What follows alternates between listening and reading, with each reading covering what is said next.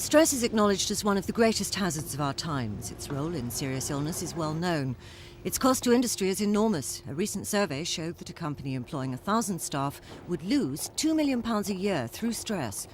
A CBI survey found work-related stress accounted for more than 30% of absences among non-manual workers, over 16% among manual workers. Only 1 in 5 companies provide stress counselling, but more and more clinics and therapy centres are opening where individuals pay to learn stress techniques. This is one, the Kaleidosphere. It's designed to teach people to alter their state of mind at will. We brought our own guinea pig, Angela, who's high on intellect, on the left, and relying less on imagination and instinct, as the biofeedback machine measuring brain activity confirms.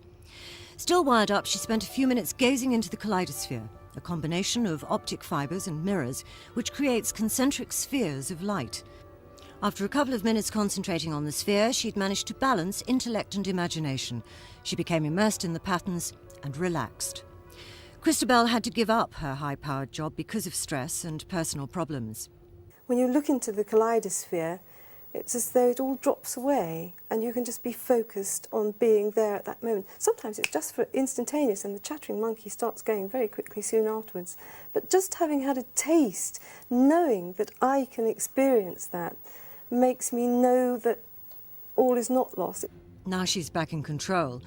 Doctors have recently voiced anxieties about relaxation techniques using patterns of light, particularly the risk of inducing epilepsy. So we asked a specialist to check this one out for us. Someone who has had epilepsy, they should always be careful with patterns and flashing lights, particularly with some categories of epilepsy, and that before using a machine like that, they should speak to an epileptologist. For someone who has never had an epileptic seizure of any sort and doesn't have a diagnosis of epilepsy, of course it's always possible that they may be undiagnosed and this may trigger epilepsy, but the chance of that is extremely small. And to that extent, I think it's quite safe. The Kaleidosphere is the brainchild, if you'll forgive the pun, of Nick Moore, who's come up with other uses. 6 of the machines will be used by the Natural History Museum, not as therapy, of course, but as ways of communicating information, as part of their permanent ecology exhibition opening next March.